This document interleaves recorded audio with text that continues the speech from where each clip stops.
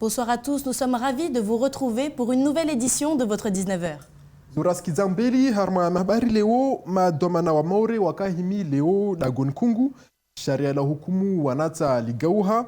Dans les titres de ce jeudi 30 septembre, aujourd'hui se tenait à Kungu la marche blanche appelée Mayotte debout, en symbole de protestation face aux actes perpétrés il y a quelques jours. De nombreux élus étaient présents. L'entrée en vigueur de la réforme de la justice des mineurs, c'est aujourd'hui, initialement prévue au 31 mars après report lié à la crise sanitaire. Quels sont les enjeux pour Mayotte ? Ce matin, les élus mahorais ont marché à Kungu pour dire stop à la violence après l'incendie de la mairie survenu il y a 3 jours. Avec eux, plusieurs centaines de personnes les ont suivis du centre du village jusqu'à l'hôtel de ville sinistré où 1 minute de silence a été observée. Leo madomana waka Kungu wao wakutsaha waenyese ambazizo za vira Kungu zuzi lazimu kazusifanyishe tena wafanya mwendro mihono moja na wakazi atala meri ivan rakotovao awadungu. Une foule massive et silencieuse en marche vers la mairie de Kungu. En tête des élus mahorais de tous horizons, venus apporter par leur présence leur soutien à la commune après l'incendie de l'hôtel de ville il y a 3 jours. Leo tongozinza ijiri Kungu, zizo ijiri hamazi la mairie za vira pia hamaye mahorais. Yede mana ra rongoa raona muhimu rifanye mgulijanonu wasi association de maire mais ritsanganiha na conseil général na président conseil général rafanya mgonanonu leo. Après une minute de silence, élus et habitants se sont réunis sur le parking de la mairie pour un temps d'échange. Parmi ceux présents, de nombreux élus municipaux vêtus de leur écharpe tricolore hors de leur commune, contrairement au protocole. Tous sont venus montrer leur solidarité avec leur homologue de Kungu. Donc Léo Kungu de Sikwa, yo de interconor de Sikwa. Donc wasi kartujara fan kaltangina ne katilo asujokamba reneseze ambara moja na nyatu dera kotsaha wasma eli washmaure ha jumli forte rajabani irijerenye sizamba wale wasi ma ili washmaure ontungwara waskarka nia moja basira kusanisa ba zotambo. Présents également les élus de Kungu, particulièrement touchés par ce rassemblement. Sina furaha kainampaka hivyo naona leo wanadamu wajipua hausikitifu serti rije riparane harna lidagola Kungu harne la mairie Kungu. Moi mon souhait c'est que la paix revienne dans la commune et surtout Mayotte. Nos parents ils se sont battus pour que justement il y ait la paix et la concorde sur ce territoire. Parmi les habitants présents, des mères de famille justement, aujourd'hui excédées par l'insécurité.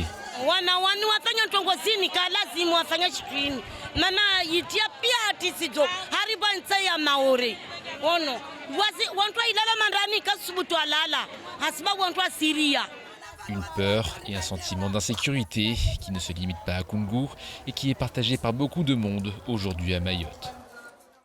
Conseil départemental na association Mamera de watia mwendonu nziani la mairie ya Kungu Kate Lwamoro babo madomana wakutsaha wahime warongo yamba kawatukubali ufuduli na mneni ufanyishe tena maore tena wao wakapandezamia kauka vomoja na wantohazi wa la mairie.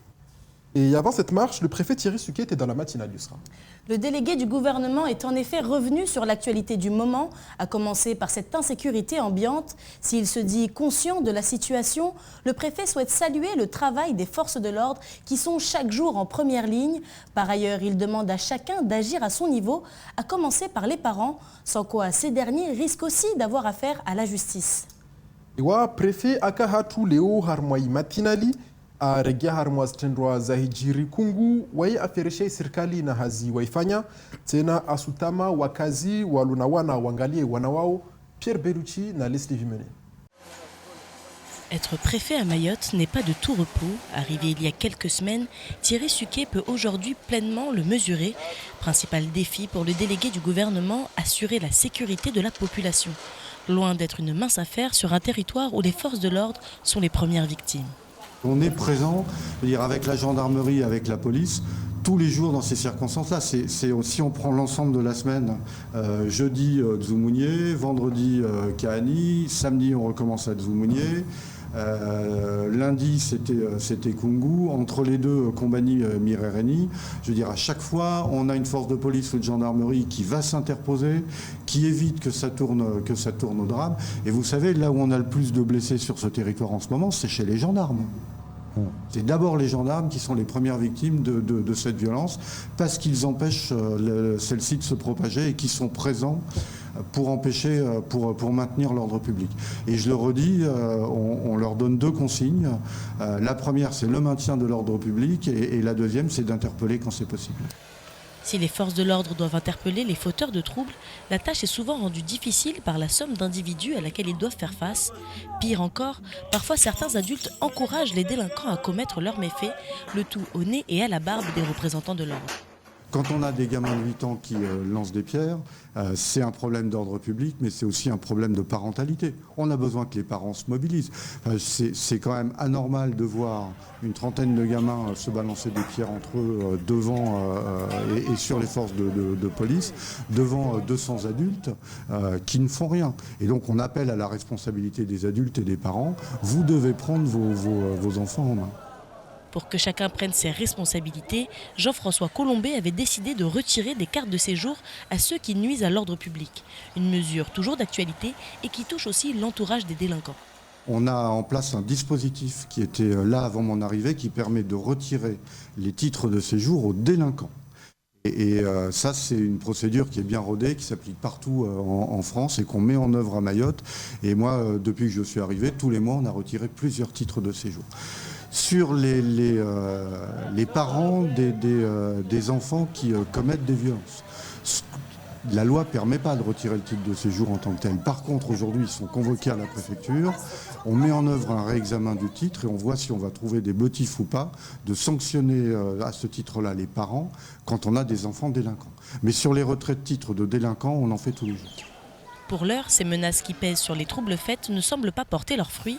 Le préfet et le procureur encouragent néanmoins toutes les victimes à immédiatement déposer plainte afin de condamner ceux qui ne cessent de plonger l'île dans le chaos. Prefe arongwa vani amba mashandarmu na malapolisi de wahandra wakudzao vwa hijiri stendwa na mnezini waye astaha wantu waluna wana wangalie wana wao wajau au watuwere mwashengwe hamfano neheka vwa mwana afanya mbovu atamaehe au babahe weye akamjeni wabo sejour yahe ikazofanyelwa renouvellement au itso katwa. Et Thierry Suquet est également revenu sur la situation des transporteurs scolaires. Effectivement, à l'issue d'une réunion avec les autorités hier, les transporteurs ont décidé de ne pas reprendre le travail. Une décision lourde de sens qui n'est pas au goût du préfet. Thierry Suquet demande aux professionnels du transport de croire dans les mesures du protocole signé la semaine dernière. Je vous propose de l'écouter au micro de Léonard Odier et d'Anne-Constance Onguena. Je l'ai dit aux transporteurs scolaires, aux chauffeurs de bus. Moi, je ne peux pas vous garantir qu'il n'y aura pas un bus caillassé demain ou après-demain au regard des dispositifs qu'on met en œuvre. Ce que je peux vous garantir, c'est que sur les points chauds qu'on a identifiés, ensemble, là où on sait que ça risque de chauffer, sur les itinéraires difficiles, vous aurez en permanence des patrouilles dynamiques de gendarmerie, vous avez des systèmes d'alerte. On a décidé par exemple de remettre en place le système de fouille des sacs à l'entrée des cars sur un certain nombre de points ciblés. Bon sang, j'ai pas eu le temps de le mettre en œuvre, on a déjà le droit de retrait. Ouais, mais ils sont caillassés, mais comme les automobilistes qui... Les gamins doivent avoir des forces de l'ordre là, parce qu'ils caillassent quand même. Si, je vous assure que malgré tout, même si on a des nombres importants de caillassage, ça freine. Et puis les chauffeurs de bus ne sont pas les seuls concernés. On a tous les gens qui vont travailler là, qui peuvent être caillassés. Hier, j'ai tenu une réunion à la préfecture avec des agents de la préfecture qui me disaient, monsieur le préfet, on a été caillassés sur le chemin du travail, qu'est-ce qu'on fait? Eh bien, on a ces dispositifs qui sont présence de forces de l'ordre. Malgré tout, on en évite. À l'occasion de l'entrée en vigueur du Code de justice pénale des mineurs, la protection judiciaire de la jeunesse ou la PJJ ouvrait aujourd'hui ses portes à la population afin de faire connaître leurs différentes activités. Cette nouvelle loi devrait faire un écho à Mayotte où la délinquance juvénile rythme le quotidien des Mahorais. Jaïdi Maoulida s'est rendu à l'événement ce matin. Eli rakazrongoa sharia la hukumu wanata ligauha leo jumba lingaleo wanata wafanya mbovu liro PJJ wakakaribisa wa maore pare wajuze hazi wazifanyao na uheleza zitu za gawa harma al-sharia ardunge ya mahelezo. À Mayotte, la direction de la protection judiciaire de la jeunesse est plutôt active compte tenu de la problématique liée à la délinquance juvénile sur l'île. Désormais, des changements sont à prévoir dans le quotidien des acteurs juridiques. En effet, c'est aujourd'hui que rentre en vigueur le nouveau code de la justice pénale des mineurs, avec notamment des changements concernant 2 volets. La primauté de l'éducatif sur le répressif et la spécialisation des juridictions pour mineurs. Il y aura une prise en charge éducative qui permettra de mieux connaître le jeune et de faire les meilleures propositions par rapport à la sanction qui lui sera éventuellement appliquée. Ce nouveau code de justice pénale pour mineurs va réformer la procédure de prise en charge des mineurs en ce que cette procédure sera considérablement réduite. Les délais de prise en charge, notamment de jugement, seront écourtés. Pour ce lancement, la population était invitée à rencontrer quelques membres de la PJJ lors d'une journée portes ouvertes. Les éducateurs ont pu expliquer le rôle aux visiteurs qui se réjouissent des actions réalisées par le service. Wasipia wanadamu kula mtu anaankilia heva mtu wejo kamba na askitongo ya peu asifanya bikasielewa amba na vale ile shti ya peu meneka ashindri apara mtu amweleza amba na shtu waifanya vavo hiyo tsuyo weshindro gauha wabonsimia shtuino yengezehe tena yengezehe ngeze sisemizi atana iparira wanadamu waengezehe waengezezi hazi ziengezewa ringale wana nisimilia na wanyao kola amralo harmatambu maruzo kamba mwana haibira bana kamba akia katofanya tena. L'objectif de la nouvelle loi est de statuer rapidement sur la culpabilité des mises en cause afin de favoriser les mesures éducatives. Le texte permet par exemple, entre autres, de durcir les conditions de recours à la détention provisoire, à voir comment ce code pénal sera appliqué à Mayotte et s'il répondra aux exigences de la population. Eli razkiabani PJJ wao toa wenze wanata walishwa harma madago na wao wahukumiliwa wava hazaufanya ne mafikira ya buze tena wao de watundao neka kweli shengwe la remwa na tribunali lisi wanalito apre lazimu jamba tribunali ya wanata yoke remeshengwe mori ya watu wa bole hao mtukapara maha 18 kasina pia ankilizahe wabo wote ya mbeli de umsomo harna lishengwe la ubala shivani. Place maintenant à l'actualité en bref de ce jeudi 30 septembre, Jaidi. Oui, Yusra, haukuti lera maji ya balo ya gauha, skuzini maji ya tsobala saya 11 ata saya 100 ya asubuhi, na watu hazi wasihashemu, wata wafanye grevu, wasumia mshahara wao uhedzwe, pasaniteri itolwe, na watu hazi wahengedzwe ile pare wapare msada, Leslie Vimene. Le comité de suivi de la ressource en eau s'est réuni ce mercredi pour évoquer la situation globale de la ressource et les prévisions météo d'ici la fin de l'année. Bonne nouvelle, en cette fin septembre, les chiffres montrent qu'il y a assez d'eau disponible pour attendre l'arrivée des pluies. L'eau ne manquera pas avant février si d'aventure il ne pleuvait pas. En revanche, le volume potabilisé dans la zone du Grand Mamoudzou et de Petite Terre est inférieur au volume d'eau demandé. Les difficultés du transport maritime retardent l'arrivée des matériels nécessaires à la construction de 3 nouveaux forages permettant de potabiliser 1000 m3 supplémentaires par jour.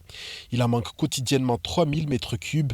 Les membres du comité ont donc décidé de couper l'eau une fois par semaine de 17h à 7h dans les villages de la zone en difficulté.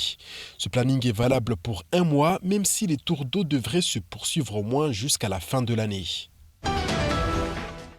Le cinéma de Chirongui propose une nouvelle programmation cette semaine. Parmi les nouveautés, Gilles Villeneuve livre une nouvelle version de Dune reprenant les grandes lignes du film de David Lynch réalisé il y a 37 ans. Paul Atreides, jeune homme voué à connaître un destin hors du commun, doit se rendre sur la planète la plus dangereuse de l'univers. Le cinéma Msafiri n'oublie pas les plus petits avec Pingu, 8 courts-métrages dédiés aux plus célèbres des manchots qui filent des jours heureux avec sa famille sur la banquise. L'un des coups de cœur de la programmation reste sans doute Respect, ce film qui retrace l'ascension de la carrière d'Aretha Franklin. Les adeptes de Marvel seront encore comblés avec le nouvel opus Shang-Chi, la légende des 10 anneaux. Autre coup de cœur, La Nuit des Rois. L'histoire se déroule en Côte d'Ivoire dans l'une des prisons les plus surpeuplées d'Afrique de l'Ouest. Barbe Noire, un caïd vieillissant et malade, renoue avec un vieux rituel pour conserver ce pouvoir à ne surtout pas rater. Sud Santé Sociaux Mayotte a déposé un préavis de grève au CHM. Parmi les revendications du syndicat, on retrouve les allègements de la mesure du pass sanitaire, voire même sa levée en prenant en compte des spécificités de la population. Sud Santé Sociaux demande encore la reconnaissance en maladie professionnelle de tous les personnels de santé et d'action sociale atteints par la Covid-19, ainsi que la reconnaissance en accident de travail pour les personnes qui ont développé des effets indésirables au vaccin. Les problèmes d'effectifs ou de fermeture de lits ne sont pas oubliés, à l'instar des attentes salariales. Une augmentation de 400 € est souhaitée, ainsi qu'une mise en œuvre immédiate de la prime d'attractivité et une autre de 1200 € pour surcharge d'activité. La liste des attentes est longue, elle se décline à tous les niveaux, sanitaire, social, salarial. On n'oublie pas et on ne lâche rien, conclut Sud Santé Sociaux Mayotte. Wababo Nicolas Sarkozy wei katsondra shivani itsokiri abaki hahe atsotundwa na nzia ya bracelet électronique lini bangle lichilo munduni lijudzao masirikali kula wahani atsondrao tena wae kaka tribunali afanya apeli yani kaskubali shengwe aremwalo asumia lgaudziwe. Un grand merci Jaidi pour ce complément d'information en shimaoré. Et voilà, c'est la fin de votre édition. Demain, retrouvez Jaidi Maolida en compagnie de Ivan Rakotovao. En attendant, passez une excellente soirée sur Kwezi. Arabade vumardunga mesonzo kana Ivan Rakotovao rimtekelezeni ya mahabari ukwaheri.